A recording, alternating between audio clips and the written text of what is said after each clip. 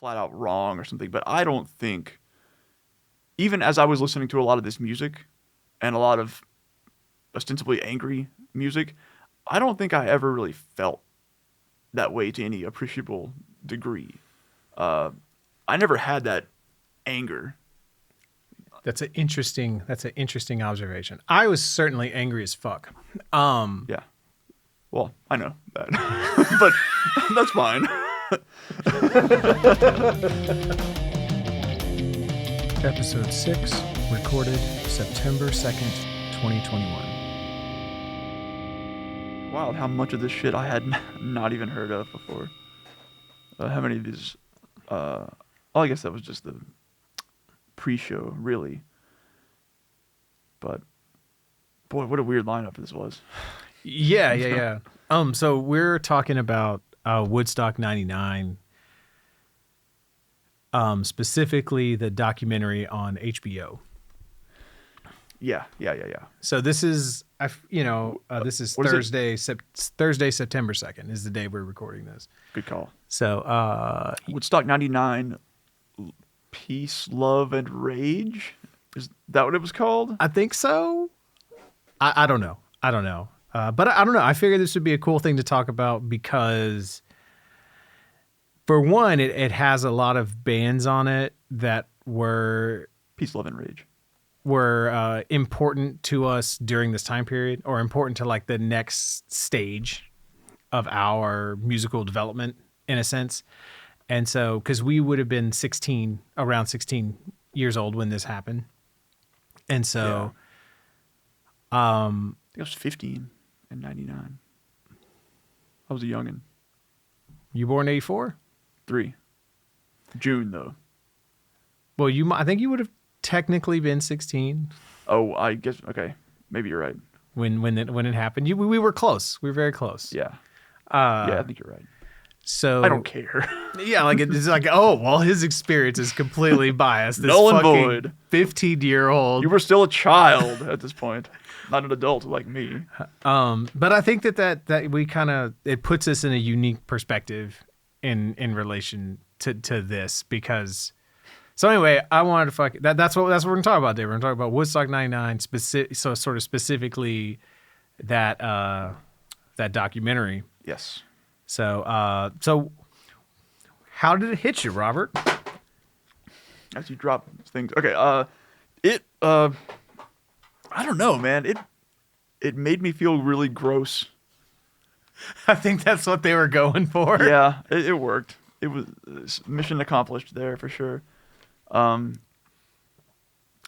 did it hit me? I don't know. Something I realized when after I got done watching it and sort of thought about it a little bit more, I realized that I don't think a lot about this time in my life at all anymore, and haven't for kind of a long time.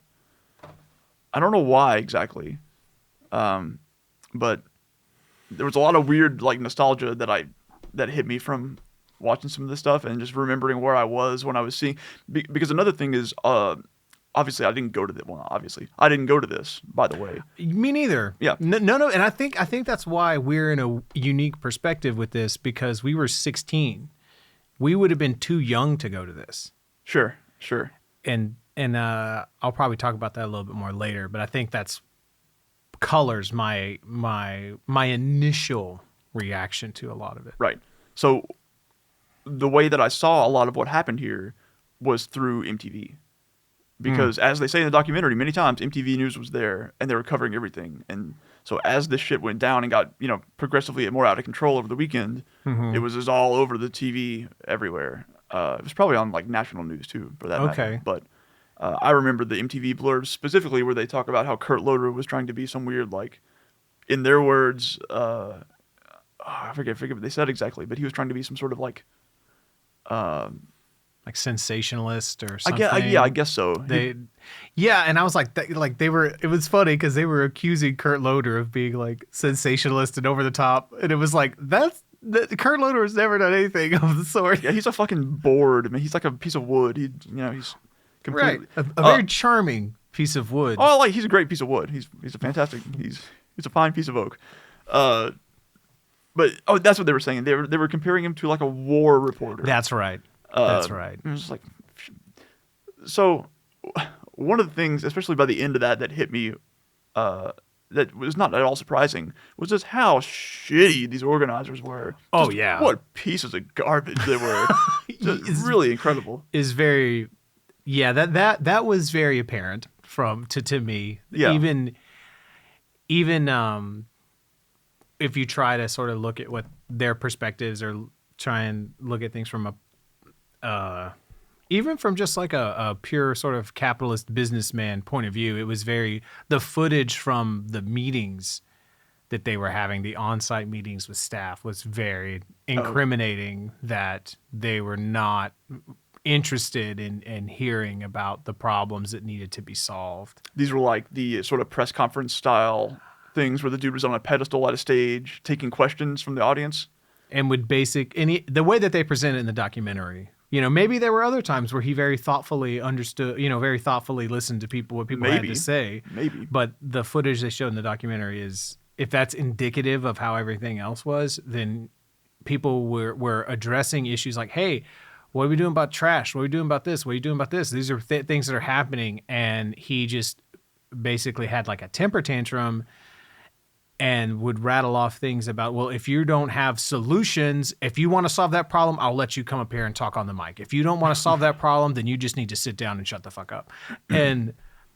But the first step of solving a problem is addressing a problem, is acknowledging that it exists. Yeah. Exactly. Yeah. So there was a weird dynamic there of like, I don't know. It was strange. Yeah, it was strange, and it was really gross, and it was like, and so that particular incident when he sort of blew up at the person for demanding, the problem be, I forget what the problem was even at that point exactly, but this was like midway through the show. This was like partway through day 2 or something like that. It wasn't like pre-planning for the show. Like the show was in full swing and getting actively fucked into the ground by all of these problems that were occurring. Yeah. So it was very much obvious that these problems were there, but the entire time, I mean, probably for the purposes of the interview, if for nothing, for this documentary, if nothing else, these guys maintained the two one was like the co-founder of Woodstock, and one was like a stakeholder or something to that effect. Yeah. I don't know. But they really maintained the like company, they towed the company line all the way to the end. For sure. Of just being like, everybody was having fun. Everybody had a great time. So many people had a great time. There weren't too many problems, really. It was kind of fine. And and when he tried to blame everything on Fred Durst, that's what it was. I didn't count on Fred Durst. That's that same ass hat. I didn't count on Fred Durst starting a riot. It was like, man, like I feel like you could walk away from that with maybe a disproportionate amount of blame being put on Fred Durst, or maybe on Anthony Kiedis, even, I forgot about that, but yes, totally. And I don't really, because expecting every artist that you booked on a bill to be Dexter Holland from Offspring, and expecting every artist to be an Eddie Vedder or a Bruce Springsteen or a Dave Grohl, or someone who is going to be mindful of that type of thing while they're performing, and being themselves, they're maintaining their image, projecting who they are supposed to be, right, and being part of their part of their art and part of their integrity, and them having the clout and the respect to be able to tell a 400,000 or however many thousands, 500,000 people to like, hey, this is how you need to behave here. Chill the fuck out, college guys. To expect that all of your artists are going to be that. That's quite a tall order. Oh, dude, yeah, especially for the people that they booked. Like, what do you really expect? Well, and especially what those acts represented at that time. Yeah. Especially at that time. So that was something that I wanted to riff on. Totally. For a little bit, because when you talk about, well, so that, I mean, that also brings me back around to what I said at the beginning, which is like I haven't thought about this a whole lot in kind of a long time. This whole period of my life and like what I felt around that time, what I was thinking around that time. Right. And I could be wildly misremembering or just degree. I never had that anger. That's an interesting observation. I was certainly angry as fuck. Yeah. Well, I know that, but that's fine. You had to have the straight man in the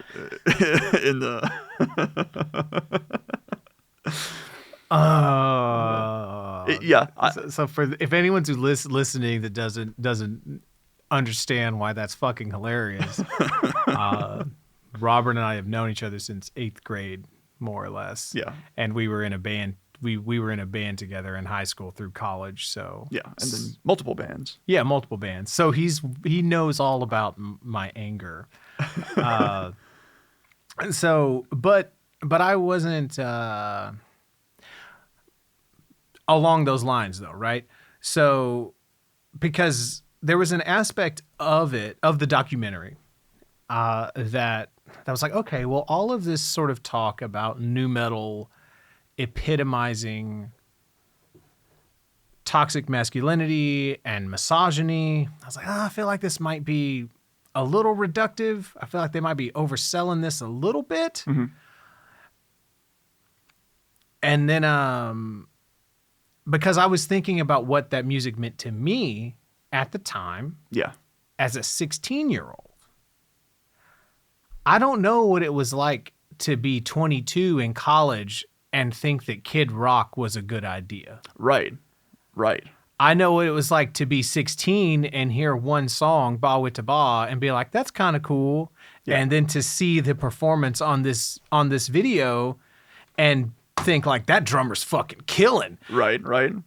I know what that, and like, oh, that pyro's cool. I know what it's like to feel that. I don't know what it's like to be of legal drinking age, to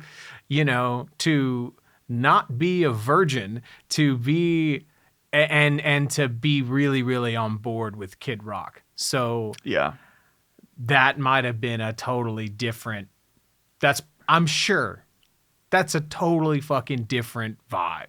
Yeah, I mean, yeah, these were like college graduates in a lot of cases, probably. Right. Early 20s, 22, 23, whatever. Saying the same things that I know that some of us were thinking at the time, like 6 years on, whatever. What do you mean? Having the same attitudes that 16-year-old. Oh yeah, like middle school, high school kids were having. Right. Yeah, it's just been one of those days. I'm gonna break shit. That kind of. Yeah. Man, and that Kid Rock performance and some of the shit he was saying. The clip where he talks about like, this is as political as Kid Rock gets. Boy, that was like, Bill Clinton's a pimp and Monica Lewinsky's a hoe. You could just draw a straight line from there to here. Yeah, that was off-putting. That was really, really off-putting. Seeing totally. That, it's like, oh man, and I have a lot of fucking problems with Kid Rock, because. Like he was raised in a fucking mansion, like he grew up with a fucking horse stables on his property or whatever shit like really? that. I didn't know that. Yeah. I might not surprising. I might mix up I might be hitting the details wrong. The horses lived in the mansion. He lived in the stable. So please double check me on, don't take me at face value on this, but he had a very privileged upbringing. Like I think his dad was like a car dealership rich. I think his dad ran a bunch of car dealerships or something like that. Right. So, and so when it's like, all right, well, when you have like access to that kind of fucking money, like you just put on a costume to get some fucking street cred and hired the right people, and you were able to sort of, like have a heavy front investment on your music career. You know what I mean? So like you're not like fucking from the streets and shit, and you're not like authentically representing black culture and shit like that. Like you're just doing the same thing. You're just listening to shit you like. And then I thought that was a really interesting point that someone made about that. They're suburban people listening to rap and being inspired by it, but not getting the soul and the R&B and the funk, and just getting the like the bitch and the hoe and fuck you. Yeah. And I thought that's a really, really interesting point Yeah. to like not understand that like hip hop and rap is on a spectrum, like the way that the Eagles and Slipknot are on a spectrum. And you're just getting you're not getting the rest of it. You're taking just that one angry, intense piece. Right. It's like watching a movie. It's like getting a highlight reel and just watching the murder scenes of you know what I mean, and not seeing the whole film, I guess. Pretty much, yeah. It's extra funny juxtaposed with that super early DMX segment on there, which holy shit. I don't even know what song it was he was performing, but every other word was the N-word. Yeah. And the entire fucking crowd, 97.8% white male dudes, singing along to every fucking word of it. And DMX, I couldn't tell from the footage because they didn't like interview him for this documentary. Right. I don't know how long ago it was. I mean, he's dead at this point, obviously. But he didn't get a say in any of this stuff as far as the documentary goes. So it wasn't clear whether he thought that was funny or like if he was like getting one over somehow. What I know about DMX, which is not a whole hell of a lot, I don't think he would have given a fuck.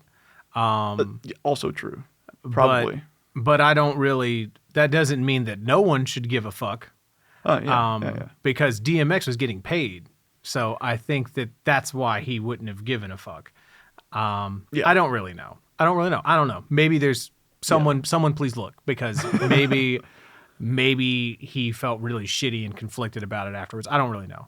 But I guess like the thing is, and like that's sort of a thing that, I mean, that sort of bumps up against something that maybe not a lot of people understand or realize as well, is that the reason that gangster rap took over is because suburban white kids were could not buy enough of those records.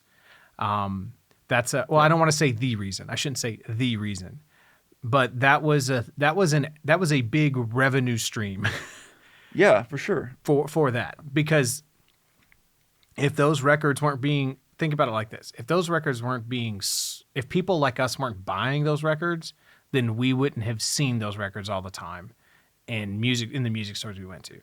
Yeah. You know, so I mean, there's a reason that shit was all over MTV. Right. Because people like me were watching it. Right. Like I don't think that DMX would have been surprised that that a bunch of white people knew the words to his songs. Right.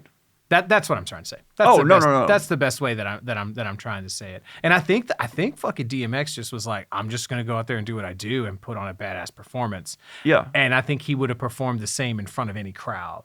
Oh, I don't doubt that at all. I think that's really just a sort of testament to his sort of intensity and ability as a performer. Oh, hell yeah. You know, because you do get that vibe from him. It's like, dude, there's fucking 10 people. Like, he's going to do the same shit, you know? Yeah, he's going to dial it back or anything like that. There's a clip on YouTube of DMX singing fucking Rudolph the Red-Nosed Reindeer. Yeah. Just like in a room with like a reporter lady. And he's just going off. It's great. Yeah, he's like banging on the table. Yeah. He's got a beat and everything. And it's like, what?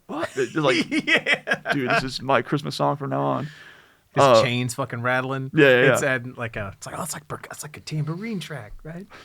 But the point that one of the interview guys made during that segment was like, hip hop artists specifically during that time didn't really have the opportunity to command a crowd like that very often. So even like in that light, he was just taking the opportunity and said, "Fuck it, I'm doing this." Right. You know, and that alone was pretty cool. But that segment with DMX juxtaposed with that Kid Rock segment later on was just like night and day. Yeah. In a way. Yeah. Yeah.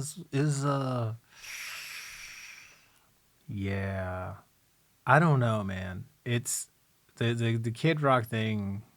I mean, they really leaned into it in the doc because I think he's a great part of it is because what he has of him trying to sort of become like the millennial Ted Nugent or whatever. And, yeah, that's a good way to say it. And so it makes sense to sort of lean into what he, you know, but it like you said, man, it's a good through line, you know, because like the headlines like this past week is him being all pissed off because half his band fucking got COVID or I whatever. Didn't even see that, but yeah, not surprising. Yeah, right. You know, and he has such an antagonistic presence, you know. Yeah. But whenever, so this was the moment. So I heard this is my Kid Rock journey, right? I had like a sampler CD that came with like Family Values, not Family Values, Follow the Leader or something. Yeah. A record that came out around that time. And it had Ba Wit Ta. I was like, oh, okay, this is a cool track. You know, that's a cool riff. I liked that track when it came out. I did too. Yeah. I did too. And that's the one they played. That's the clip they have on this video. So I watched it. I was like, this is great. And his fucking drummer is a destroyer. Yeah. Like she does not give a shit. Yeah. And I love seeing any drummer that like performs, you know? And so I was like, badass. But and then I think like I heard that cowboy song and I was like, oh yeah, that feels a little gimmicky. And then I don't know when it was, but he had some song like maybe why is the name Uncle Kracker popping into my head right now? Because that's another artist. Okay, is that did they work together? Probably. I don't know. They were cut from the same cloth, to be sure. But he had a song that was just very much like I'm very much just sort of remixing the lyrics of like Sweet Home Alabama or something. Oh yeah, it might have even used the riff. Yes, Sweet Home Alabama. Yeah, and it was just such a. I at the time it made me want to vomit. It made me like want to throw up in my mouth because it's like this is this stuff fucking self-referential fucking bullshit of like I'm not gonna actually be legit. I'm just gonna sing about being legit, and then that makes me legit. Like my music's not gonna sound like Johnny Cash. I'm just gonna talk about Johnny Cash in my lyrics. So see, I'm a legit fucking art. You know, and it disgusted me at the time. And rightly so. I was like, fuck this piece of shit. And that was like his second album or something. So like I've been done with Kid Rock for a good 20 years maybe now. Oh yeah, totally. I mean, I bought Devil Without a Cause, I think it was called. Yeah, that sounds and right. I listened to Ba Wit Ta a number of times, and then I didn't listen to it anymore past that. Yeah. Yeah, like it wasn't. And so I guess like I'm not to our cred perhaps.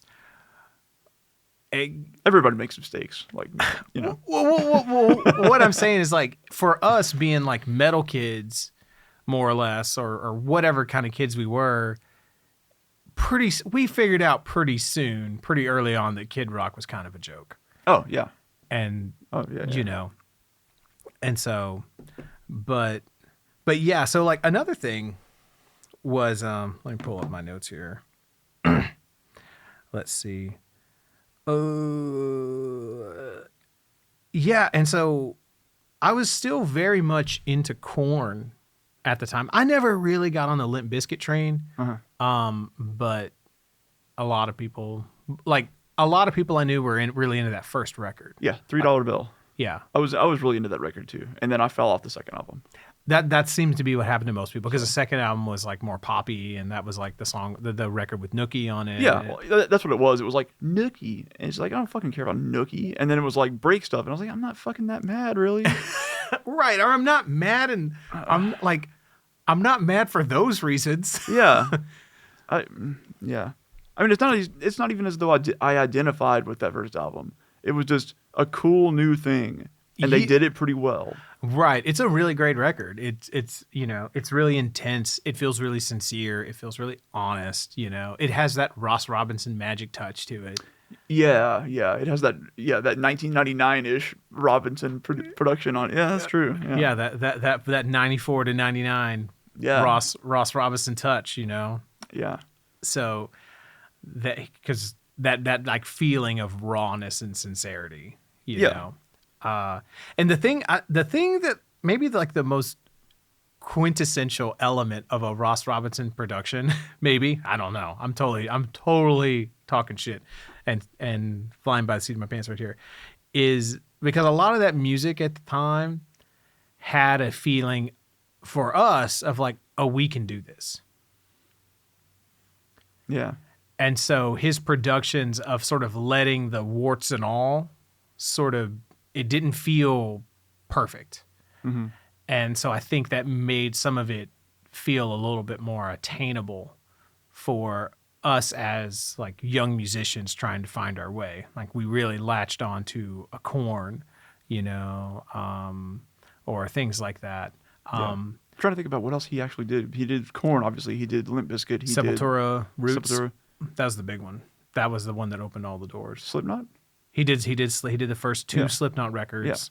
Yeah. He did Burning Red, the Machine Oh, Head record. wow. Yeah. Okay. Burning Red. Right. He did the Glassjaw off the record, which was like more in that metalcore lane, so that wasn't part of our radar at all. Yeah. But he did it. Ta-da! Fair play. Yeah. So. But yeah, like that first Limp Bizkit record had that vibe. Yeah. Right. And it did. And so their second record. The feeling I remember having about Limp Bizkit was this first record was like, okay, well, this is pretty cool. But that was around the time so Jeremy was really, really into that record. Right. Jeremy Barnes, the other guitarist on All Severed, who he and I grew up playing music together side by side. We learned our instruments together. So our musical evolution was very in step to a certain point. And honestly, there's a very like specific band trip I remember where he bought like a skater, like a punk rock compilation that had like Gorilla Biscuits and shit on it. Punkorama, probably. Yeah, something like that. Yeah, I bought one of those too. And he got the Limp Bizkit record. Okay. And then I got all those Century Media sampler CDs. And so that's sort of when he and I sort of began to diverge a little bit. So he really resonated with that Limp Bizkit record. And I was starting to get into the more like underground metal or the more like traditionally metal, the stuff, like a lot of the stuff coming out of Europe at the time. Mm-hmm. And then whenever that Significant Other, is that what it's that called? was the second one, yeah. Yeah, whenever that came out. But like Limp Bizkit were like, okay, that's something I'm cool with. But whenever Significant Other came out, I was like, yeah, I was done with that at that point. Fuck that. Yeah. And watching that performance was like that performance on there like personified the reasons why for me. Even though I don't know how much of it I was actually cognizant of at the time, but it was just like, yeah, this disgusting, like, who are you even mad at? What are you doing? Right. Well, what's fascinating is their performance on the Family Values 98 tour video. That's like Orgy and Rammstein, Ice Cube, Korn. Limp Bizkit, and Korn. Yeah. Limp Bizkit's performance on that is insane. It is amazing. I didn't know if that was going to be good or bad. It's inspirational. It's so good. Damn. And what another thing that's interesting is that I think the song that became Break Stuff was originally called Cambodia because they played a version of it. I remember Cambodia on Family Values. Yeah. Yeah, totally. And so I think that song became Break Stuff. I haven't heard that song in a long time, so I'd have to go back and compare. Yeah, I'm pretty sure. I could see that. But they never released Cambodia on any album, so that could be the case. I don't think so anyway. Not on the couple that I heard. So I mean, like they're like a great, and I guess that it's sort of but that sort of like brings up another point, another thought that I had, which was, this is sort of a whole other sort of topic. So here's Woodstock 94, right? Because I had physical media as a child, and I don't get rid of shit, so I still have it. So also, I just expect this to pop up on a number of these podcasts. It can't not. Like the first 10 years of like it was so formative for me. Yeah. But so they really lean into start talking about some different shit. So they really lean into the differences between those, and I think that for the sake of the story they were telling, they really highlighted the differences between these. Uh-huh. And I think that they brushed over some things. So they brushed over how many heavy acts were on the Woodstock 94 lineup. Yeah. You know, they didn't, I don't think they talked about Metallica. I don't think they talked about Primus, you know. Because one of the points they kept bringing up in terms of Woodstock 99 being sort of a weird event just in general was like, man, you guys got a lot of metal bands for this. And that was sort of the crux of their argument for that. It was like, you got a lot of metal bands. This doesn't really seem like this doesn't really mesh with everything. But you look at this and it's like, it's not too far off. It's not. And I guess like the real difference though, or I don't know what the real difference is, but so just some notes here. So, so for Woodstock 94, they had Jackal, they had Ep6 Twin, DJ Spooky, Rollins Band, Nine Inch Nails, Metallica, Primus, and Red Hot Chili Peppers. So the only two bands I think that were on both were Metallica and Red Hot Chili Peppers. Ep6 Twin was there? Yeah. So they had a whole, so that's another thing they minimized. They had a whole separate stage at Woodstock 94 called Rave Stock. Oh, wow. That's what it was called. It was called Rave Stock. So this idea of there being like late night dance wasn't new. It wasn't new for exclusive to 99. Yeah. It wasn't. And so if you want to talk about like intensity and aggression, which will come upon probably every fucking time I talk about music, the Nine Inch Nails performance on Woodstock 99 might be one of the most intense performances I've ever seen. Yeah, it was life altering for me to see that kind of intensity. And it won a fucking Grammy. Like this performance of Happiness and Slavery won a fucking Grammy because they're like, don't make him mad. I saw him break that keyboard. He'll do it again. Give him something. Give him a gold thing to keep him occupied. And so it's not that there was not aggressive music on Woodstock 94. Now, the differences in the way that this music was aggressive at Woodstock 94 and the way it was at 99, there are a lot. I don't know exactly how to really put my finger on exactly what those differences are, but one thing that, and so another thing I want to mention that I feel like they minimized in the documentary for Woodstock 99 is that there weren't a lot of female acts. Right. But there were a lot of softer or a lot of like jam band acts. And so it almost feels like what they were trying to do with Woodstock 99 was balance out and have sort of modern aggressive bands for the younger male audience, but then also tap into the sort of the jam band, like the bands that they probably felt were carrying on the legacy of the 60s in some sense, maybe. Yeah. Right? So you have bands like, do you have Dave Matthews Band? You have Guster, the airport song that Guster does. First of all, the Tripping Billies performance of Dave Matthews on this Woodstock 99 is fucking insane. It's absolutely, they just destroy. They don't even have a count off. And I remember as a kid that blowing my fucking mind. They just like look at each other. Like, I don't know if like Carter blows like a number of bubbles. Like, all right, after I blow a bubble, that's the downbeat or whatever.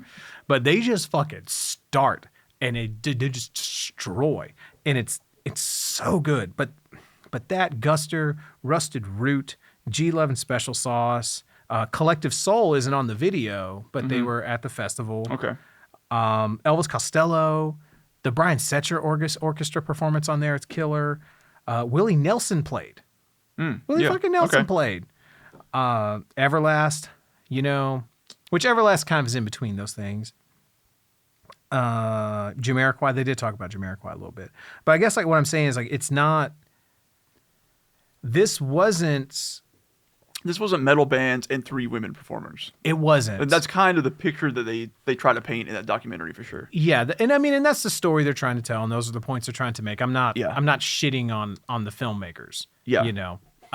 Because they're not trying, because if you were going to try to tell the whole story and all the subtleties, but I mean, there is something. I also can't put my finger on it exactly, but there is something to it. Like 94 is a much smoother gradient of extreme one way to extreme another way, right? Yeah. And it has a much wider variety, I think, of acts in general. Yeah. I mean, you did have James Brown on here too, but I think that they hit it. I do think they're absolutely right and hit it on the head in this, where they talk about that Woodstock 94. Because I remember having that feeling when I bought Woodstock 94, when I bought these things. Yeah. Was I bought this and I thought about the Woodstock LP in my parents' record collection. Right. It felt connected to that. And I remember, like, oh, Mom, look, it's Joe Cocker's on here and Bob Dylan. And I remember, Santana played here, but he wasn't on the video, which I was bummed about. But anyway, opportunity lost. So there was that sense of like a generational harmony handoff. That vibe was more what they were certainly trying to go for that here. Right. And this was just trying to take what I think they were trying to do here was I think they were trying to take what every modern festival was doing and just do it all at once and make all the money. Mm-hmm. Because a big thing that happened in between Woodstock 94 and Woodstock 99 in the American touring landscape was this. Yeah. So Ozzfest became a huge moneymaker That's true. because Ozzfest was not a destination festival. It was a traveling festival. Right. It was a touring. So, and nu metal, that nu metal scene by its nature is not... A lot of people that are in a lot of us that were really into that music, we weren't going to drive across 10 states to go to a festival. We didn't have that money or that capital. We had to work at our pizza shop. True. And let me just say right now, I have never been one, like I didn't go to this show. I would not have wanted to go to this show. I don't want to go to a show. I've never in my life wanted to go to a show like this. Coachella, Bonnaroo, none of that shit. I don't want to go to... I've been to some big festivals in New Orleans. I've been to Jazz and Heritage Fest there a bunch of times. I've been to Voodoo Fest out there a bunch of times, and I love those. I feel like it's a bit different because that's just in New Orleans, though, isn't it? Yeah. So you're just going to New Orleans. Yeah, I mean, they're huge. Don't get me wrong, but they're not this kind of huge. Well, this thing, you're also going to a field somewhere with all those types of shows. You're going to nowhere. Right. To live there for a little while. Yeah. I don't want to do that. Yeah. Right. Yeah. We were able to shuttle back to we had a hotel room, and so, but I feel like, and I would be interested to check out my premise, my thesis here about if there were other, because I know they talked about like Coachella happening after this. Yes. And having learned a lot of mistakes from this show specifically. That's how they painted it. Yeah, theoretically rather. Yeah. I wonder if there were other sort of hippie festivals sort of going on. So what I'm getting at is that Ozzfest had shown that this angry young male was a viable market. Right. In a live music sense. Right. Ozzfest really proved that because they did Ozzfest 96, which was just like 4 dates in California. Then they did Ozzfest 99, which is a full-blown tour. 98, another huge successful tour. Limp Bizkit and Seven Dust both played at Ozzfest 98. Mm-hmm. So there was this sort of, I almost feel like there's no way that they booked this, that those organizers booked Woodstock 99 without talking about Ozzfest. No, it was huge at the time. And so something I want to like point out that just makes this thing more complicated is that there's no you're not going to find a documentary about how terrible and toxic the Ozzfest audiences were. Yeah, because that's what they were expecting to like. So you think that's why? You think that's why? I think it's part of the reason why. Because you expect Ozzfest to be crazy. So if it's crazy and toxic, you're not surprised. Yeah, I think so. Because a part of it, though, I think, because part of why that argument doesn't work for me is the nature of this documentary just being so, one-sided, which I think rightfully so in a lot of ways, but also they're clearly trying to paint that picture. Yeah, I to make it absolutely clear, I fully stand behind the story that they're trying to tell with the documentary. I think it's an important story to tell so I'm not trying to throw shade at that. Yeah. I guess what I'm saying is that there is more to it than just we had some heavy bands there. Yes, absolutely. And I don't know why at a Ozzfest you don't. Maybe it's because it's smaller, it's better run. So I guess and that's really what it is. I guess that's probably a big part of it. That's really the story. The story of this thing is could this have been avoided if they just had fucking water? I think the answer is actually yes. I think the answer is 90% yes. This isn't so much about if we fall into the trap of saying oh, this is about Fred Durst and Kid Rock being terrible people and Anthony Kiedis not doing what he should have done and blah blah blah blah blah. If we fall into that, then we're really just kind of going along with what the festival organizer is saying, in a sense. And it's no, that's not really the issue. The issue is that people were stuck in a field and didn't have resources. Yeah, those things aren't why this festival was shit and failed and exploded the way that it did, literally. Right. Those things are true, but those things are not the reasons why. Kid Rock is an asshole and piece of shit, whatever. Fred Durst kind of sucks. But that's not why Woodstock 99 failed. Yeah, you can't. They're not that important. Right. They're not. They don't have that kind of impact. Right. They're not. They don't. Let's not give them that much credit. Yeah. No, it's because there were no porta potties available, and they were charging $4 for a bottle of water in 1999. Right. Which I remember that being a huge sticking point at the time. Mm-hmm. And I was like, $4? What? Because that was unheard of at the time. Yeah. Gas was 99 cents. Yeah. Okay. Right. Just gas was less than $1, y'all. Yeah. Okay. Yeah. I mean, it just sounds like every bit of planning that went into Woodstock 99 was just either not thought out or poorly thought out or some combination of that. So let's make that relative, right? So if we use gas prices as our exchange rate here, that means that if $4 water at a 3-day festival now would be $16, somewhere between $12 and $16. Mm-hmm. We'll say 14 and a half. Okay. Bingo. So put that in mind. Think about that, and then imagine the fucking audacity of these assholes being you should have been prepared to spend money. Yeah. So at Voodoo Fest, for instance, which isn't even a camping overnight festival, there's water stations. Yeah. You come in, you have, you can bring a container in and you can just keep filling up your fucking water. Or you buy one bottle and you just keep filling up your fucking water bottle. Nice. No fuss, no muss. As an example, right? Now, maybe because they fucking learned their lesson.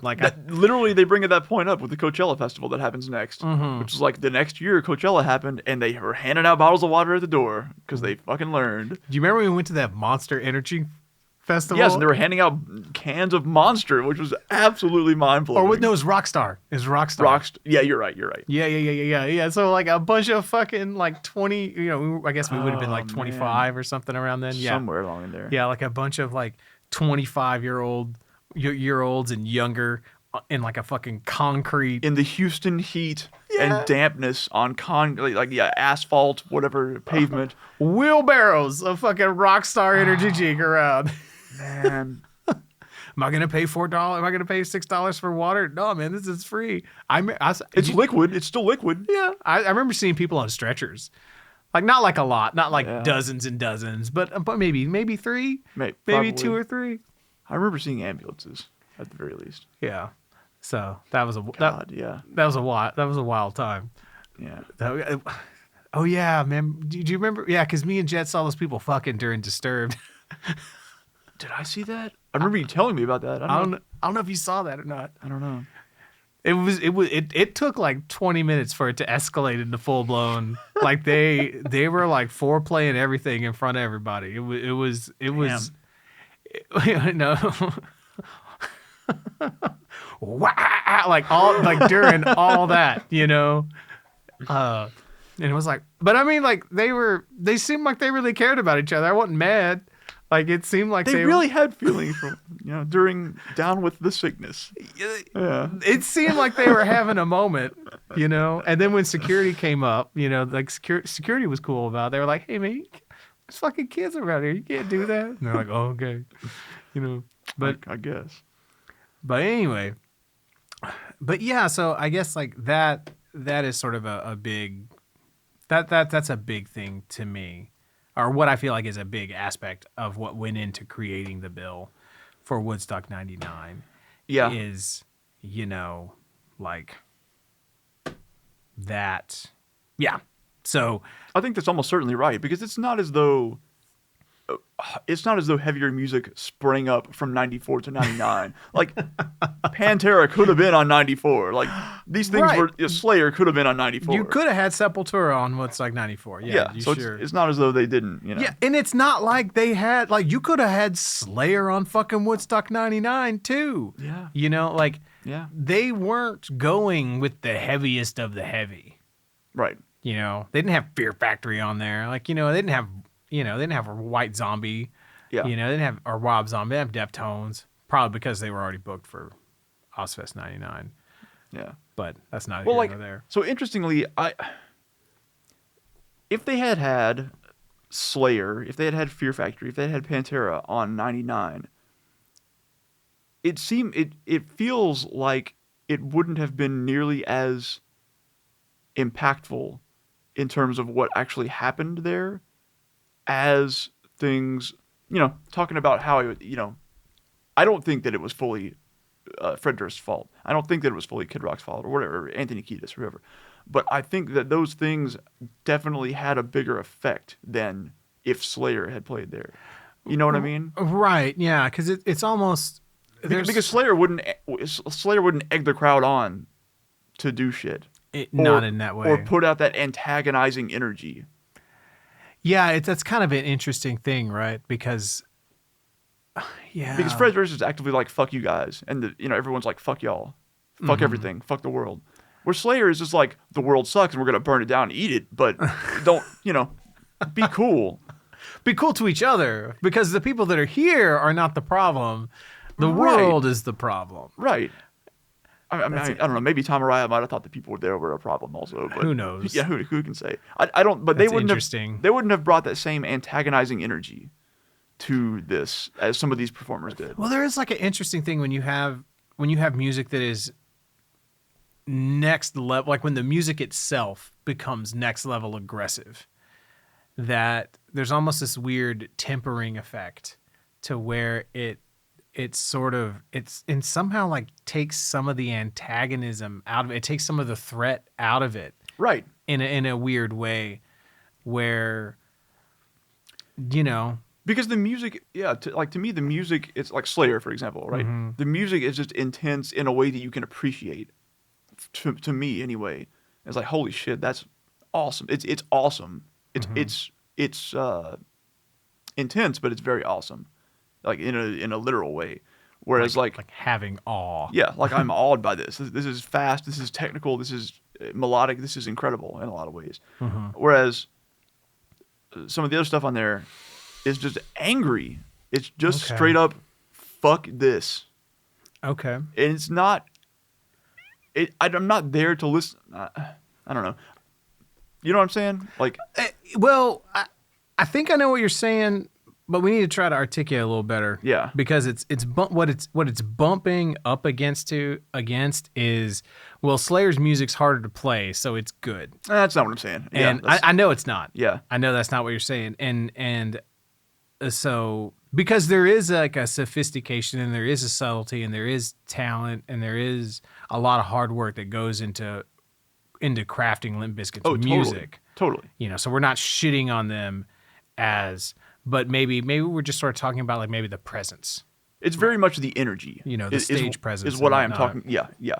I mean, maybe just the thing is it's like, and I mean you have to like think about like Limp Bizkit at the time, right?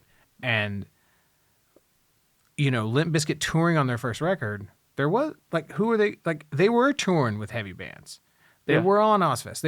They were probably very accustomed to this antagonistic, we have to go and win a crowd over. And they probably always hit the stage like kind of ready for fucking war because they were probably always playing in front of audiences that maybe didn't want to fucking have anything to do with them. That's a good point also. And so you take a band that has sort of weaponized their stage presence to that. Yeah. And you put him in front of this crowd at the exact wrong time. Yeah. Because that is sort of, I guess like that has to be a part of it because there's no that was something that I remember being shocked by watching this footage. Uh-huh. Like, because there's that shot. I was so glad because a lot of the footage they used on there was footage from this video. Right. And so I was so glad when they showed that footage of Korn playing when Blind comes in, and it just is like this tsunami of people. I was watching it with Allison. I was like, I'm so glad they showed that because if not, I was gonna find it and make you watch it because it's one of the most awe-inspiring things I've ever seen on film. It's like, oh my god. Yeah. But I remember watching this in '99 and being like, there's no fucking way all of y'all know this song. Like, in my high school, like, fucking 20 people know this fucking song. Like, there's no fucking way all y'all know this goddamn song. And so, maybe that's like a big aspect of it. Like, I don't know. Maybe I wasn't in college, right? Like, maybe everyone in college fucking knew Korn and Limp Bizkit were, and we're into that shit. But I don't know. Maybe there was really this just kind of, because that's the thing, man. Like, especially if you were going to be a new metal band, like Slayer could get away with going out on stage and being cool because they're goddamn Slayer, man. Like they fucking roll Rain in Blood. They could do whatever the fuck they want to on stage and people are going to be like, oh shit. But part of that whole like new metal ethos, like part of the stage presence, part of the presentation was going out and kind of like replicating a cathartic experience almost. Right. I guess that's sort of what I mean. And I don't know. Maybe antagonistic isn't the right word. It's the right word, I think, for Limp Bizkit specifically. It is. I mean, maybe Kid Rock. But I don't think it's a wrong word. But I think that just the general vibe of not only them, but like I don't know, fucking ICP too, to some extent, even though they're way less like. They're way more like fuck pop rap, fuck all of them. Yeah. Fuck that little bitch faggot ass Eminem. That's right. I said fuck Eminem. Yeah, even though they're more like let's just chug some soda and throw axes and shit. Oh, god damn it. I don't know. Fuck your mom, fuck your mom's mom, fuck the Beastie Boys and the Dalai Lama. Like it's just God. It's funny, man, but what a fucking heel, like how fucking crazy is it that like ICP is like now like ICP was the one like doing the right fucking things in the goddamn pandemic. Right? Compared to like what their brand was 20 years ago. Yeah. But anyway, you were saying. Yeah, I don't have a good argument there anymore. I don't know. Well, but I guess it's like I hadn't really thought about it like that because a lot of these bands, because that's the thing, like Metallica has played to the biggest fucking crowds in the fucking world. Mm-hmm. They're not going to show their ass. Like they know how to do that. Yeah. But all of these young bands, like a Limp Bizkit and like a Korn or whatever, especially Limp, because Korn was established. Korn was on their third record. Yeah. They had paid their dues. They had opened for Ozzy and people throw shit at them. Like they had, they had done it. They'd been there and done that, They had just headlined their own festival tour, their own big arena tour with Family Values the year before. So like they were established, you know. But Limp Bizkit was like the little brother, was like Korn's little brother at the time. Yeah. And so I think that, I don't know, maybe there's some to that. Maybe there's some to that of you take a band that has developed a very antagonistic stage presence because it's what they've needed to do with the bills they've been playing and the tours they've been doing and the arenas and the venues they've been playing. Yeah, that's not wrong.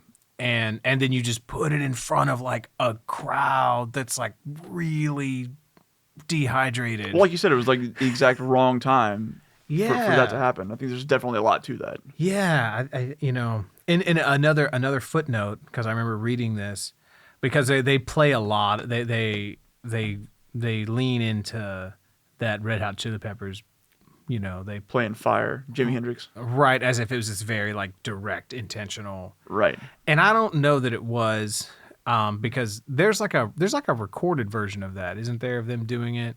I think they played that on one of their early, like, pre-Blood Sugar Sex Magic albums. Right, Yeah. right. So it's like this is a song that's like Yeah. they didn't pull this out of nowhere. They're known for covering this song. Yes. Yeah, totally. Yeah. It's like Marilyn Manson playing Sweet Dreams or some shit. Yeah. Not quite that, but it's a song that they often play. And Anthony Kiedis said, like either in his book or an interview, that I don't know if it was like someone affiliated with Jimi Hendrix had asked them to play that song at Woodstock Huh. '99. Interesting. That might I can't vouch for Anthony Kiedis' character. I can. It was there. He was there. He did it. That's why he did it. Okay. Yeah.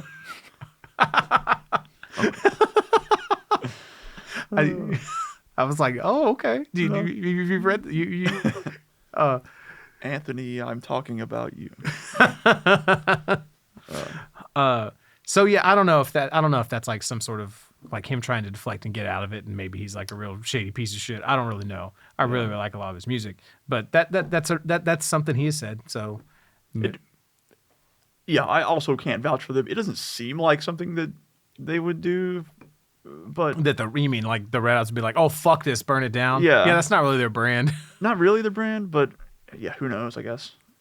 But that is certainly the way that they painted it in the documentary, very directly. Right, and I don't think they mentioned that Woodstock that Chili Peppers played Woodstock '94, and it was Right. like not a fucking problem, Right. you know. So The light bulbs and everything was cool. yeah. Flea's dick was out everywhere. And that Always out. Yeah. Always out. Please, dick. Always out. So, but yeah. Megadeth was there. That's so weird. Yeah. Playing. Yeah. Man. It finished it out with P cells, I guess. That's the lore, right? That's what they said. Supposedly. Yeah. So something, yeah, that's funny because this is when Megadeth was at their like poppiest, I guess, but they were touring for Cryptic Writings, Right, because Risk was not out yet. not By out. this Yeah, time, yeah. And so, and Cryptic Writings is like our low key favorite fucking Megadeth album. It's a great album. So Yeah. that's what when we were doing like little mini tours. I don't know if you could call it that, but whenever we were driving around the fucking state, We were driving around the country of Texas. maybe soon. When we were driving around yesterday, they just announced the whole abortion ban thing. Among other things. I mean, you can concealed carry now.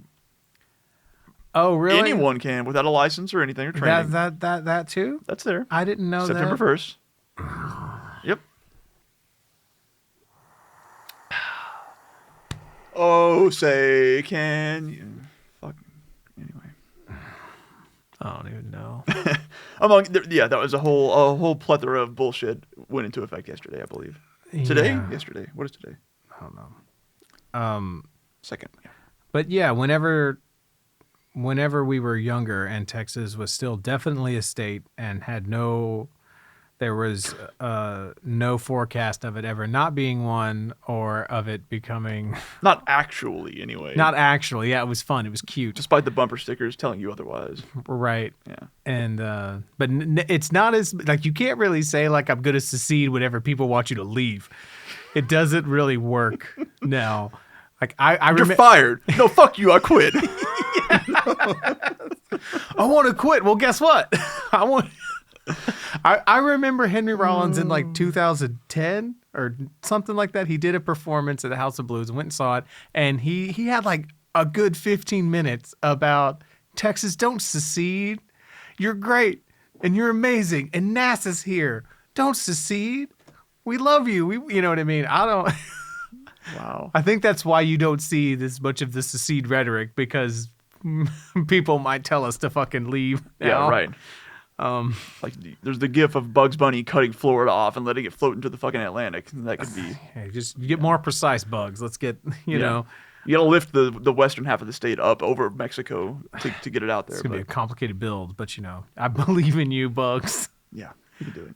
Yeah, I was talking to a friend of mine today about it, and he's like, I just wish that all of the metropolitan areas could secede and just let the rest of the state figure that shit out. Yeah. Like, yeah. So that's a solid point. Let's pick up Houston and move it to the north so we can get out of the hurricane zone, and you know that'd make me pretty happy, honestly. Yeah, I don't fucking know. But yeah, so we used to drive around and listen to that Megadeth Right, album a lot, yes. Cryptic Writings, just constantly. That was like our go-to sing-along record. Yeah. That, and we would make fun of that second Kill Switch Engage record. Some of my fondest memories of it's like going to get like Taco Bell and like Beaumont. in Beaumont, and you guys just Listen to fucking Howard Jones belt that stuff out. No disrespect to Howard. No, I like that album. It was just so easy to make fun of. Is all it is. It was. I have a weird like hipster relationship with Kill Switch. Okay. So You were there on the ground floor. No, that's not what I mean. Oh, it's not it. Okay. What I mean is that when I heard that record, Alive or Just Breathing, or that song My Last Serenade, I was like, oh, this is fucking amazing. This is just like that European shit. Just with some, this is like, and then it was really strange. But then like seeing how that hit with other people, and like me just being like a dork and like a jerk of like, it's like, it's like, hey, all right, this is fine, but this is just fucking at the gates with like slower, easier to play shit and some like clean choruses, okay? Like, y'all need to calm the fuck down on this, okay? Which is a total like, that's like a total fucking like 24-year-old boomer thing to fucking say. Oh, totally. Yeah. At the time. But anyway, that's where I was. That's where we were. So yeah, it's fine. Yeah, no. Kill Switch is awesome. I got nothing negative to say about him. Yeah. But yeah, you're talking about Megadeth. Yeah, it was weird. Dave and his like peak smugness. So God, yeah.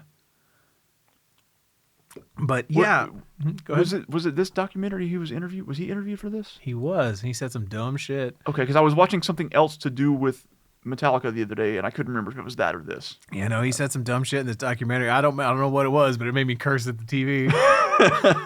Unsurprising.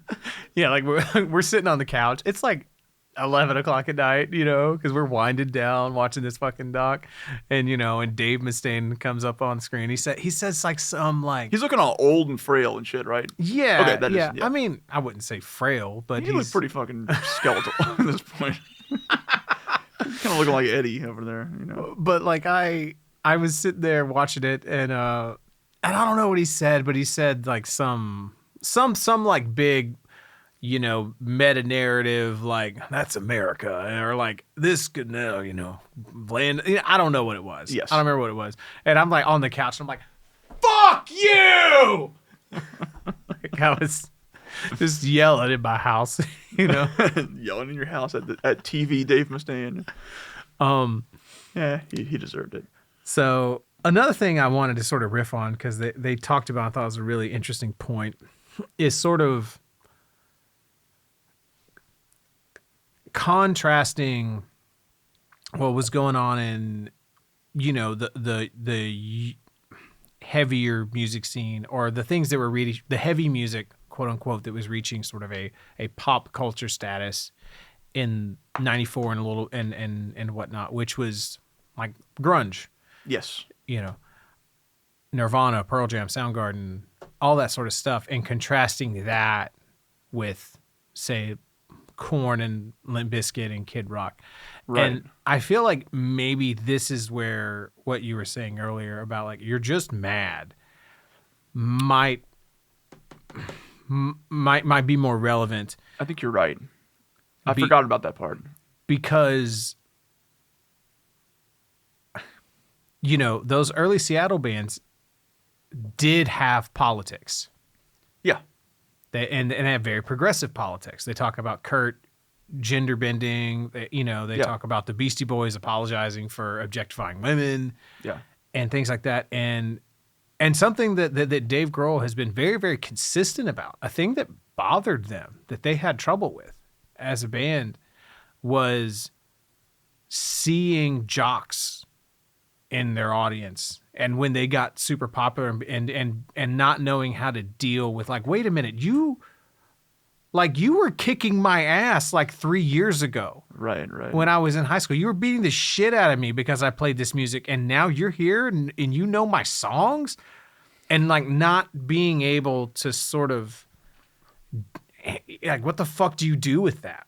Yeah. And so they were very consistent in sort of, you know, like not being about that aggro flag, even though they were playing aggressive music. Right. You know, listen to that first Nirvana. Listen to Bleach, man. That's some of the most fucking aggressive music you'll ever hear. Yeah. And so, and I don't know, man. I wonder if this, whereas like you contrast that to like Korn and Limp Bizkit, Kid Rock, and at the time, it's like they just don't have any politics. Yeah. Like they're not despite what Kid Rock might have you believe. Yeah. There was just a very clear. What a bitch. There was just a very clear difference of I don't know, lack of a better term, of vibe there. Yeah. Like one was a negative vibe and one was just not so much that. Right. It's like the new metal thing was about, like, it was just, and I mean, and it's maybe sort of a nature of the music, you know, the artistic medium that it is that it was about catharsis. It was about purging these negative things you've experienced. And I am not going to discount that, because a lot of these artists experience some very, very negative things. Sure. Yeah. Jonathan Davis, you know, was very open about his sexual abuse. Yeah. Things like that. And a lot of people had some very negative things to purge. You know, that's why I played this music. Yeah. It's because I had things that I had to get out of me and it expressed in some way, because it felt like it was going to kill me if I didn't. But sonically, the medium of it doesn't really handle healing from that trauma and moving forward very well. And I remember there was a Maynard interview where they asked him, like, why has your music gotten softer? Why is your music less angry? He's like, well, it's like, if I couldn't heal from playing my music, from performing my art, then what good is it? Now, I got fucking problems with Maynard, but I think that's a really, really interesting point. And maybe because you listen to a Pearl Jam or like the medium that is grunge and how dynamic that medium is, there is room to grow. There is room to heal. Like that music can handle more complex emotions. Yeah. The aesthetics of nu metal are sadness and anger and variations on that. Yeah. And just to be clear, I'm not saying that is a problem in and of itself. No. Just that it is a difference. It's a difference. And I wonder if that difference sort of leans, like it sort of might highlight why you have one set of artists having a defined set of politics and another set of artists not just seemingly being apolitical. Unlike, I'm what a fucking bitch. God damn it, Kid Rock. Fuck you. Like 99, like this is political as I get. It's like no one asked you. Like you're bringing up politics to say that you're not political. And like given the trajectory of that dude's career and the things that he says, what a fucking tool. Like you attention grabbing whore. Ugh. Yeah. Fuck that guy. Ugh. Anyway. I mean, it's like they go into it a little bit in the documentary too, but like this was the age. It's easy for me anyway to forget that this was the age of like we were knee deep in like fucking Clinton Lewinsky shit, and the news at this point politically had become just complete farce. Yeah. By now. And this was when I started actually paying attention to the news a lot, so a bit, and it was partially because of that stuff. Yeah, right. And things really changed a lot, and I don't think I learned that or I didn't realize that for a long time.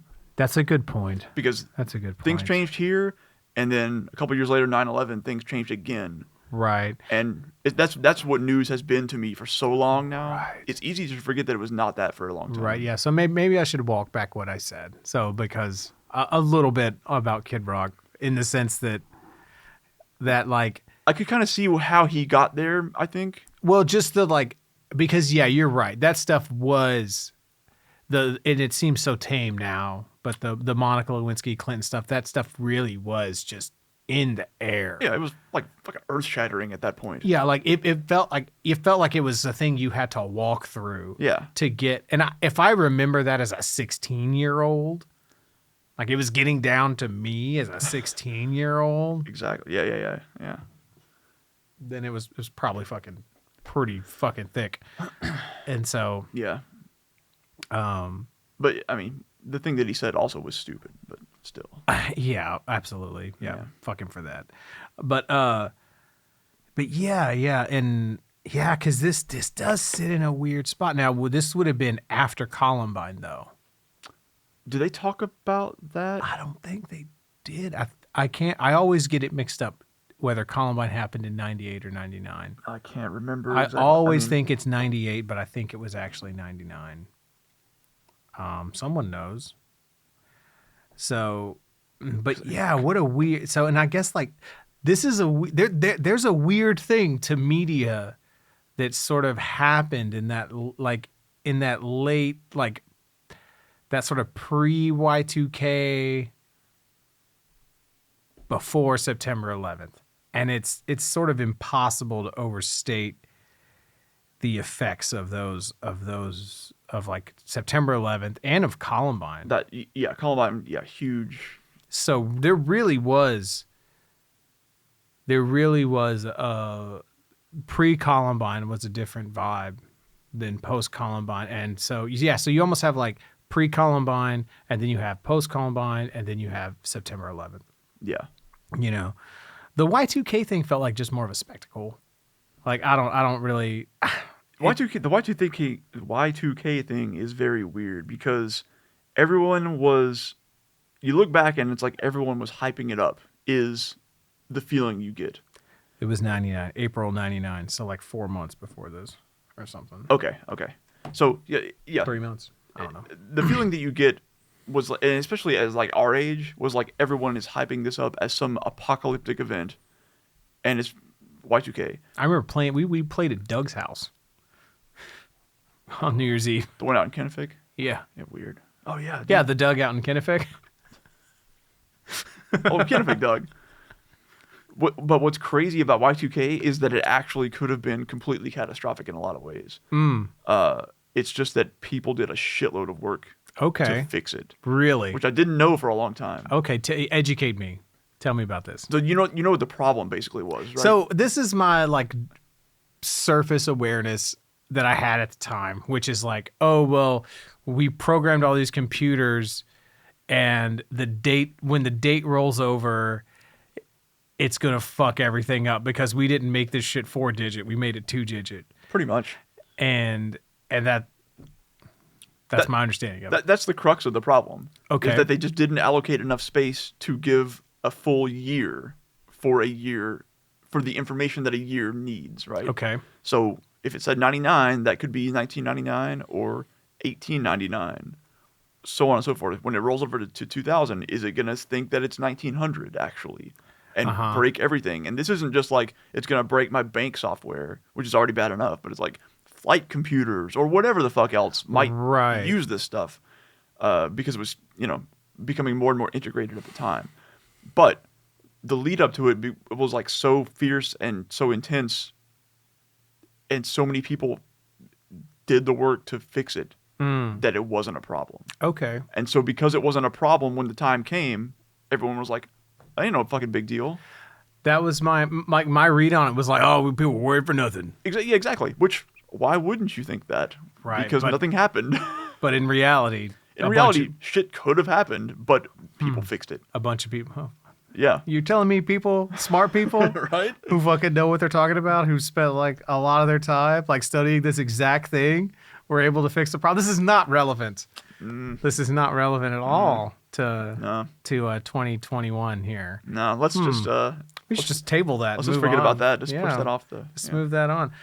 So, but yeah, like I don't know, but so comparing grunge artists to the new metal artists, I don't know. I'm trying to connect some shit pretty loosely here, but I wonder if there's something there of that, just the nature of the aesthetics of grunge music and the way that aggression is handled in grunge music sort of makes it easier, or it comes with it this sort of sense of having a politics or considering like, well, okay, now that I've gotten this out, what now?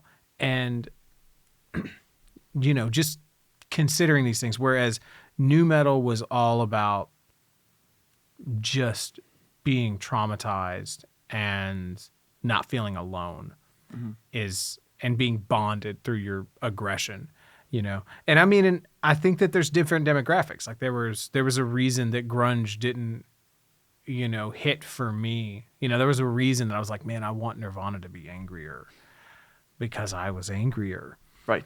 Yeah. Yeah. And so, but yeah, like I wonder, I think that there was. I don't know that I have anything profound or pertinent even to say about that, but I think that there was some sort of a difference. Yeah, and I mean, and just to be clear, or something I want to add to this, because when you talk about new metal is such a weird fucking genre. Yeah. Because they're like, who are the big new metal bands? They're like Korn, Limp Bizkit, and Slipknot. And it's like, oh, because those bands all sound alike. Yeah, new metal. And so it's so strange that Slipknot gets, they get put in with that because that's the time period that they became known.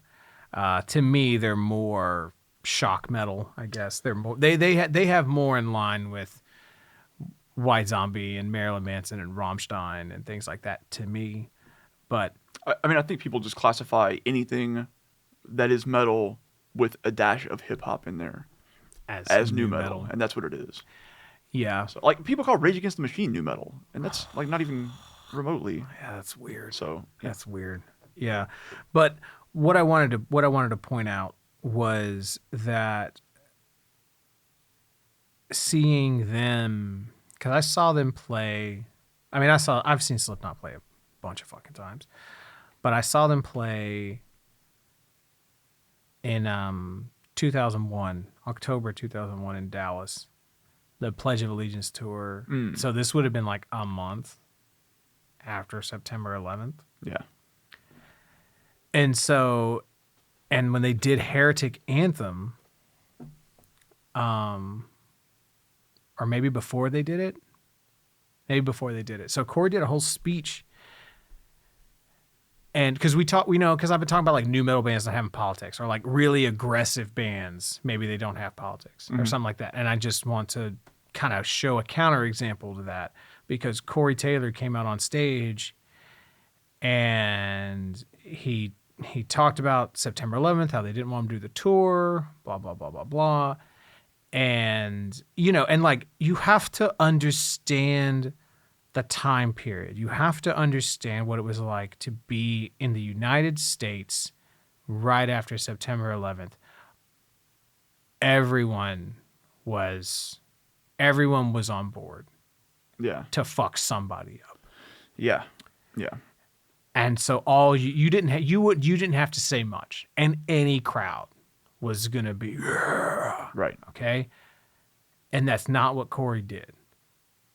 Like he might have said like, let's fuck up the people that are responsible for this, but But like very vaguely, sort of. he might have said that. But what Sure. he did say, what he leaned into, what I remember very specifically 20 years ago, was he talked about how there had been an increase in hate crimes since September 11th. Mm-hmm. And you need to cut that shit out.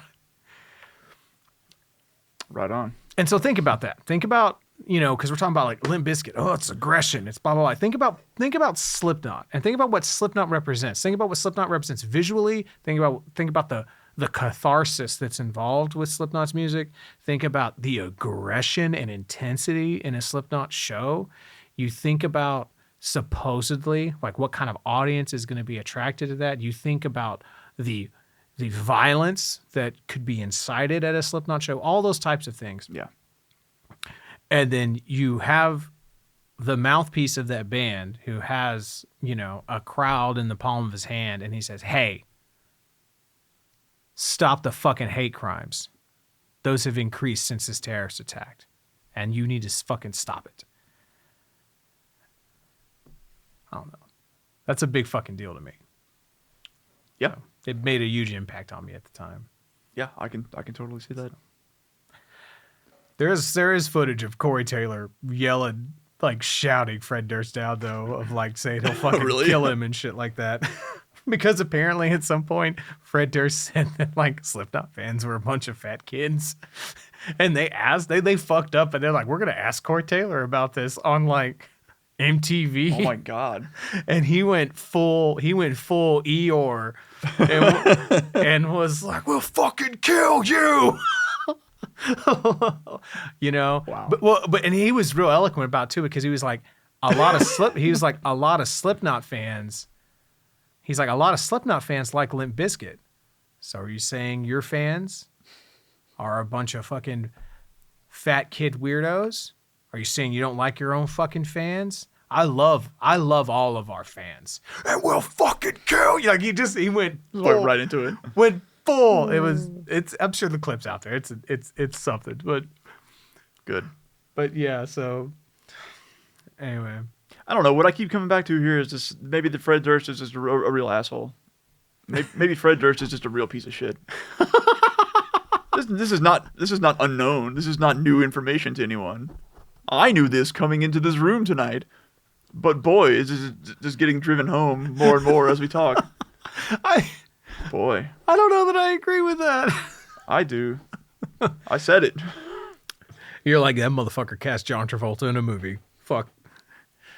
Yeah, because Fred Durst like wrote and directed a movie. Cast The John Fan, Travolta. right? Yeah, I think that's what it was. Yeah. So I don't know. I honestly, I don't feel like I know enough about Fred Durst to be like, that guy's a piece of shit. So He's saying, yeah, sorry. Saying he is a piece of shit, probably a bit much.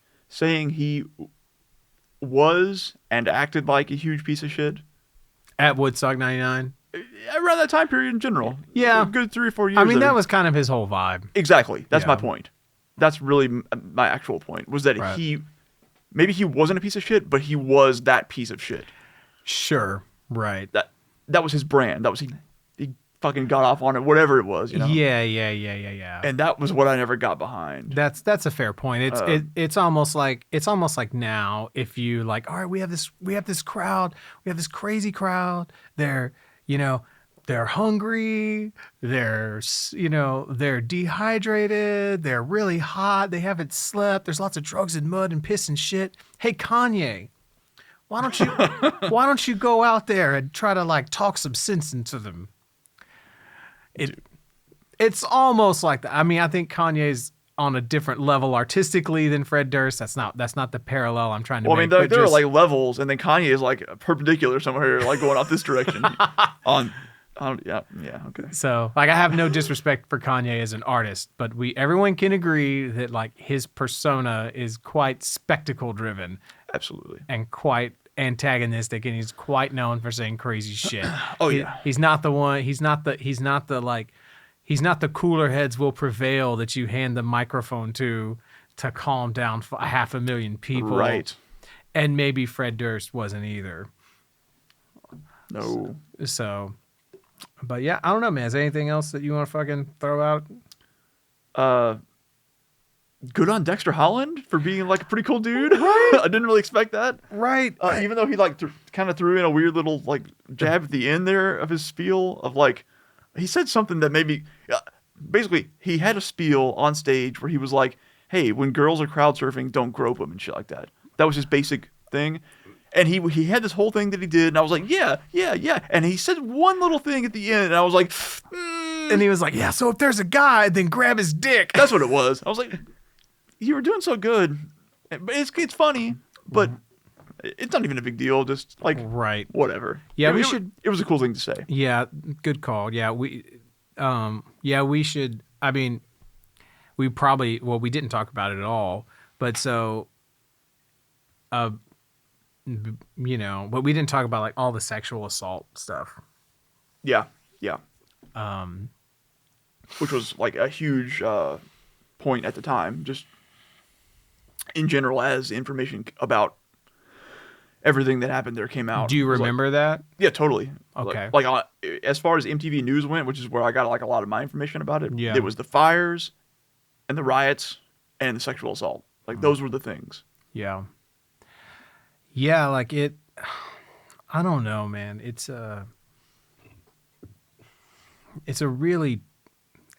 obviously a very, very terrible fucking thing, and it's hard for me to wrap my head around because I never engaged with this music, like this aggressive music.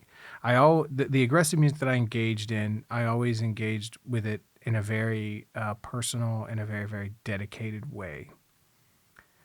The music was never an excuse for me to do some violent shit that I wanted to do. Yeah, right. The music was always a very, it was never casual. It was never like, oh, put that song on in the background while I... You were into it for the music's sake. Yeah. Yeah. Same. Yeah. I was the same, I think.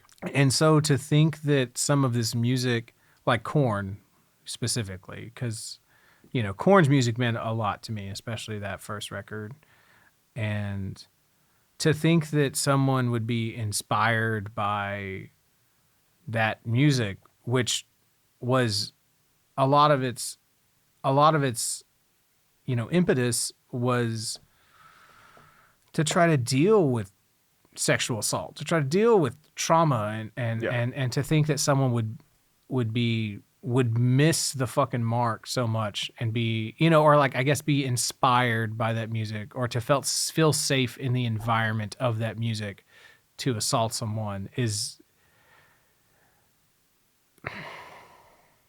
I don't know. It's fucked up. And because I always think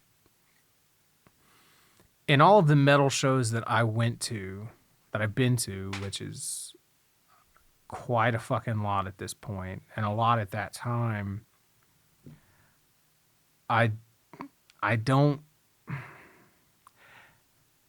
there was usually a look out for each other moment, look out for each other vibe. And there was,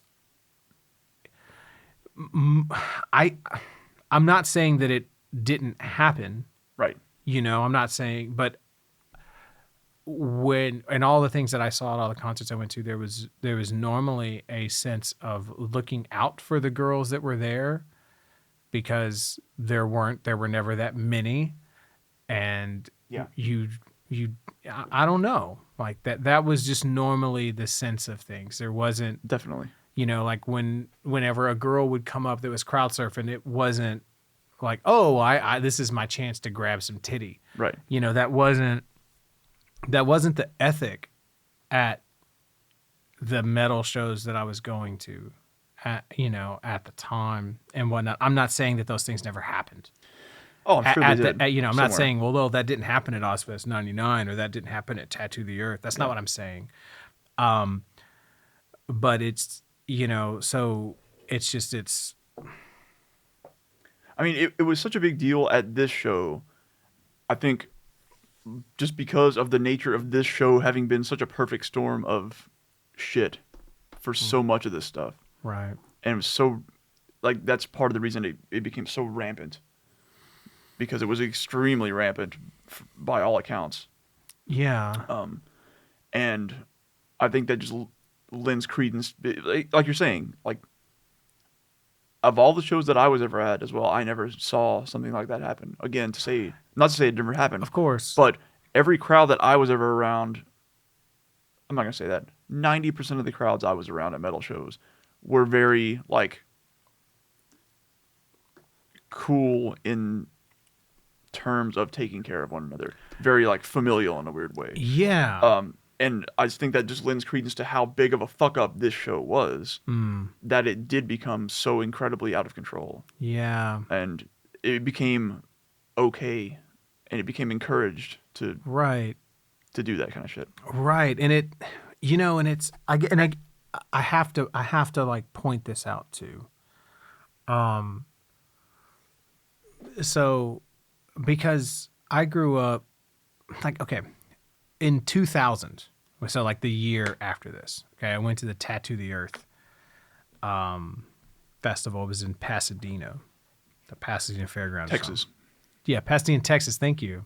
Because we know we have international listeners. Whenever I hear Pasadena, I think Texas, but everyone else in this country thinks California. I forget that there's another Pasadena, so thank you for clarifying. But yeah, so yeah, what I'm getting at is that I have a tendency to sort of look back at the metal scene with sort of rose-colored glasses and think about what it meant to me and extrapolate that to everyone else that was there. And I know that that's not true. And so a case in point, I remember being it was 2000, like August of 2000, Tattoo the Earth, and Seven Dust was playing. Mm-hmm. And I was watching them perform, and they were fucking killing it. Just amazing live band. I love Seven Dust. I know that a lot of people don't, but because they are sort of somehow this pinnacle of like bro metal. But it's not that I don't love them. I just kind of never got into them. Yeah. But, there's some people out there that definitely do not like them because for those reasons. But I know you love them, so yeah. Yeah. But so that like they get off the stage and like Slayer's next or something like that, and then there's a dude over here who like says something. They shouldn't have let that N-word on stage. Talking about LeJean Witherspoon, lead singer of Seven Dust. And when I heard that, I thought, oh, this guy's clearly an extremist Nazi. This guy is an absolute minority. This guy's views do not represent anyone here. And because at the time I was a football player and I was very aggressive. And so I like threatened to smash his head on the rail or some shit like that or whatever, and he left. But that's not the point. Like the point is that at the time I was like, yeah, I ran into this one asshole. Mm-hmm. What an asshole. What an idiot asshole. Yeah. And now I'm understanding that there wasn't just one of those guys. He was just the one who said what he was thinking. Sure. There were lots of people there that were thinking that. Yeah. And almost certainly. That's really hard for me to deal with. I don't like thinking about that. No, because I I'm sure you felt it more than I did, but even for me, when I went to metal shows, I viewed that environment as like a safe space, as like a community of people who thought similarly to I did, and Yeah. had the same, maybe some of the same values. That's And it. it was a very known thing that if you go in the mosh pit, somebody falls down, you help him you pick him back up because everyone's here for the same reasons. Right, and we're all bonded by this extreme form of expression, so we all have something in common. Yeah. And yeah, you always felt very familial. That's a very good way to describe it at metal shows. It felt it was like, all right, I'm with my people now. Right. And to think that like, oh shit, well half my fucking people are goddamn racists. Motherfucker.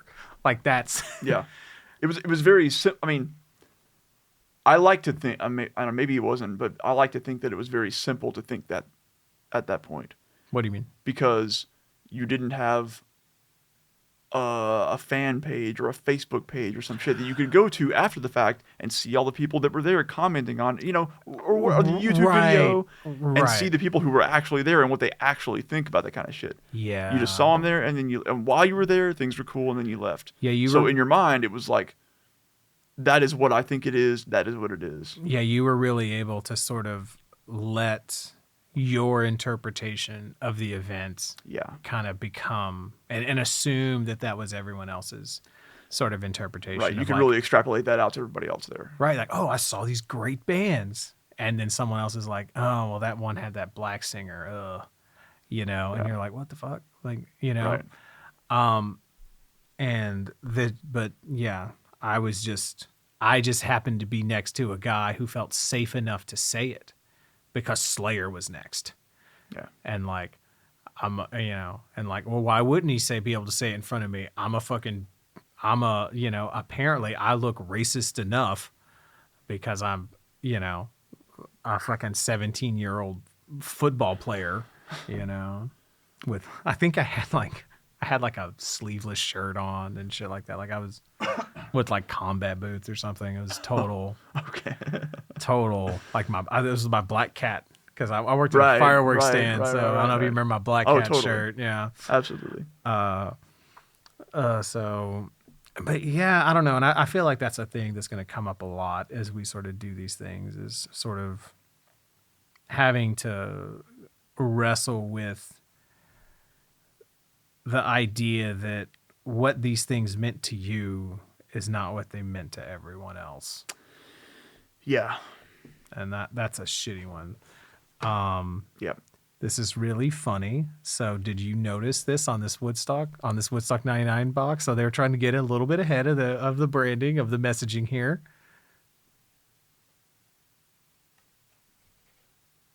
Oh. So on the VHS, Yeah, okay. on the VHS box for the Woodstock 99, they have is it RAIN? Yeah, RAIN, the Rape, Abuse, and Incest National Network, a nonprofit in DC. Yeah. So they have basically a helpline here. Right. I think they actually mentioned this in the documentary too, if I remember right. So it's basically an advertisement for a helpline. If you have experienced any of those things, you can call this number and get help. Right. Putting that on the case for this event is fucking wild. I have never seen anything like that. You fucking imagine that? I have never seen.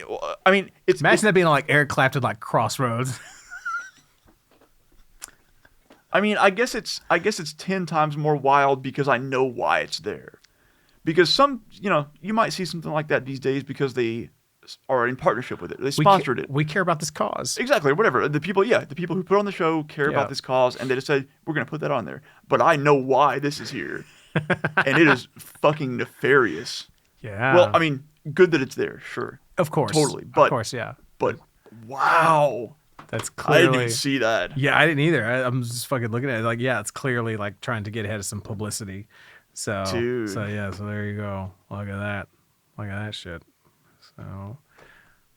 Woof. Wow. Fucking motherfucking woof. Woof. Yeah, so... Anyway. So, yeah, man, I think that's all I got. Yeah, that was quite the trip, quite the experience. Yeah, super great fucking documentary. I highest possible recommendation. If you're interested in, Yep. if you've thought about watching it, watch it. It's extremely well done. They talk to a lot of really, really interesting people who have really, really great perspectives. Yeah. We didn't really mention the interviewees at all, but they did some pretty good segments in there. I really, really enjoyed. I wish I could. I wish I could remember her name. I need to see what other work she's done. But the blonde woman. Yeah, they had her on a lot. Yeah, she just was always just fucking like nail on the head. Yeah, constantly. Yeah, yeah, totally. I really enjoyed everything she had to say, and so, but yeah, like I guess. Oh, the security. I want to mention the security guards. That was a wild detail as well. Where apparently apparently the security for this event, they just got like the lowest common denominator dudes in a room, told them the answers to the test, let them pass it in order to get them out there, and then immediately when they got to work, they just like turned their shirts inside out, put their name tags in, and then would just watch the show. And then there was basically no security for days, is how it turned out. That was insanity. Like, wow. Having worked security at an event or two, this is beyond insane. That is beyond insane. Like literally just, you want to be a security guard? All right, here's how. You passed. All right, go do it. You don't have to though. I'm not going to watch. Yeah, it's just another like sort of variable that is in. I did a little bit of like when I had first started training jiu-jitsu at Elite MMA, I don't even know, but it's like, hey, do you want to work security for this MMA fight? I don't even know who I knew who knew someone, but help build the cage, put on the event staff shirt. Oh, cool. And I'm in the stands, standing around, and whatnot. And I guess sort of to maybe support the point of what a fuck show this was by not having security guards or not having that sort of thing handled is that just my mere presence of having that event shirt on, like it was ice in the room, like you could walk around, and if someone's getting crazy and you just get closer to them, they calm down. Yeah. You know what I mean? Like, so that's kind of like what your job is as a security guard is to be, or as event staff. A deterrent. Yeah. You're a bunch of like little fucking ice packs trying to keep the temperature down. Yeah. Cause people expect that if you made it to that point to be a security person at an event like that, you are the kind of motherfucker who will rip their shit out of the situation and throw them out. Yeah, that you have that authority. Right. That you have that authority to remove probably them. the ability. Yeah. Chances are, if you're, or you at least have the ability, because there was one dude who was getting a little bit rowdy, and I just went up to him and was like, hey, let's just keep it down. And like just me going over there, it was a pretty tame event. So everyone else was like already like backup was en route. Okay. You know what I mean? So but that's so like even if you're not like intimidating, I was real fat at the time. I don't think I was intimidating. Well, that's my point. You don't have to be intimidating. Just if you get to that situation, but you have the authority, right? And you have the. And you will call the people, like you will, hey, we got a problem here, Bob, I need you help. And so I can't imagine if you were to just remove that element. Like really sit with that and imagine a festival without the event staff shirts littered throughout. Yeah, man. Especially as big as that, 500,000 people. I can't imagine. I can't fucking imagine. So yeah, that's another solid fucking point. Just, good Lord. To bring up. So, yeah. But yeah, anyway, great fucking talk. Yeah. Check it out. On HBO Max. Yeah, and but yeah, like I guess, and if I was going to add anything else to it, it's just if any of the stuff in there sort of hits you as being a little like, oh well, what am I trying to say? If you feel like they're leaning into the sexual assault too much, or if you feel like they're leaning into the racism or any of those things too much, those things were a real undercurrent during these music scenes at that time. It's not something that I'm comfortable acknowledging because I was my identity is very much wrapped up in like the new metal scene and whatnot. I don't want to. Mm-hmm. I want to think that like that music scene and the bands that represented it and everything was just smooth sailing and just like high ethics and da da da da da da da. Right. But that's not the case. And so if those things make you uncomfortable or whatever, you feel like the doc leans into it too much, like be assured that it's real and it does reflect a reality of that music scene. Not the entirety of it, of course. Yeah. But there are real aspects of it. So they're not editorializing. So yeah, for sure. Anyway, adios. Peace.